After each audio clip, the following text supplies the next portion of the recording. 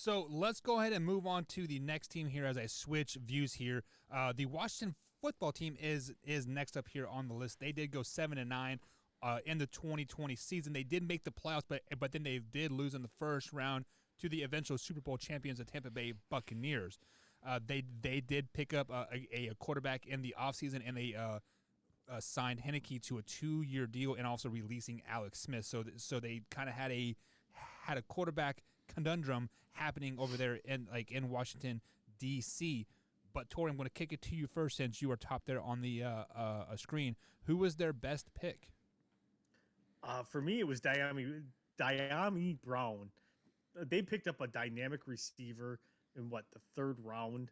Yep. This kid probably should have went a lot higher in this draft. I was kind of had my eye on him, and I was kind of hoping the Packers would have took him in the second round. But he was one of those guys that I just kept watching fall. And I'm like, is he going to go into free fall mode or is not? And then obviously the Washington football team stopped his free fall. And to me, that's going to be a great pickup for him. It's a great running mate to go up on the other side of Tracy McLaurin. So I absolutely love that pick. I think it's a great pick for them. Yeah, the Washington football team has a very young, good nucleus together there on the defensive side, and they're building on the offensive side as well. So, Wyatt, who was their best pick in this year's draft, in your opinion? Oh, I think it's Jamin Davis, a linebacker out of Kentucky, their first-round pick. He is going to go down as a top 5 player in this draft. If you go watch his highlight tape in college, there is no reason for anybody in the top 10 not to give him a look, except for if you needed a quarterback. I mean, I think that's the only reason why I wouldn't have given him a look. If I already knew my guy was going to be there and I was going to go quarterback, then I would have gone quarterback. Jamin Davis, if you look at his college tape, it's outstanding. He comes off the edge screaming. He can drop back into coverage very well as he provides a really good run support on the outside. So I think he's going to be a really good NFL player, a top 5 player, and they got him at pick 19? So 19th overall. Got him at a steal. Yeah, so you have kind of gone safe picks here on your 2 top picks, being first round picks and all. So with that being said, the Washington football team, they did have 10 draft picks here, but who was their worst pickup in your eyes?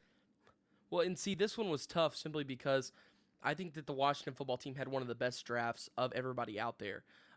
So I went with John Bates, tight end, Boise State, because they've already got a good tight end. The good 2 tight ends. That's really the only reason why I even chose that. But it's still a good pick. It adds some tight end depth. At the end of the day, Washington had one of the top drafts, so it's really tough to kind of sit down and pick which players that they went wrong with here, because I guess if I had to choose maybe John Bates, maybe that there was somebody else there that they could have went with, but I was very impressed by Washington, Rivera, and everything that they did on draft day.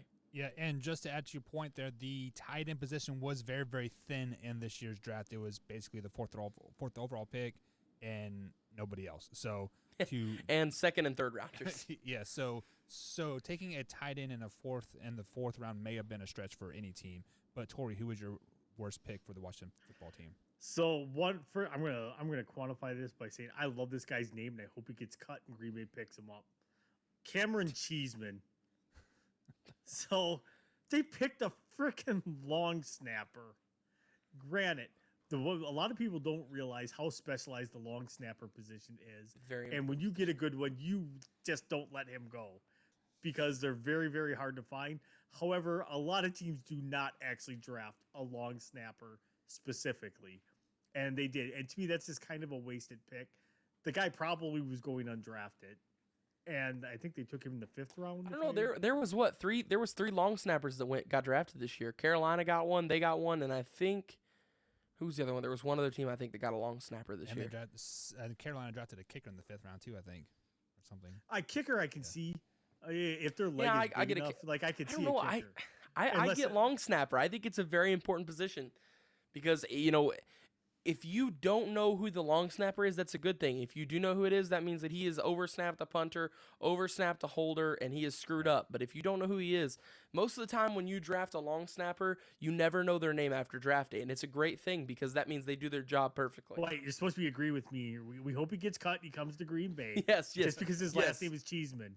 Yes, I hope he gets cut and has the greatest long snapping career of all time with the Green Bay Packers. Absolutely. So So I just think that was I think it was a reach at that point, though. yeah, I mean, he was a sixth round 225th pick. So how much of a reach really was that? I mean, I guess you could have I waited mean, you probably 32 more but picks and let him go down. I even guess. Yeah.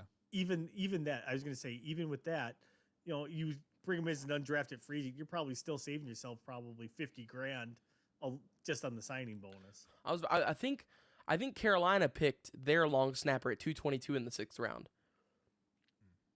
Interesting. It was something like that. So Tori, Well, when we get to Carolina for picks, you can put him on your worst draft pick. so Tori, with you giving us your best pick and your worst pick, what is your grade for the Washington football team in this year's 2021 draft?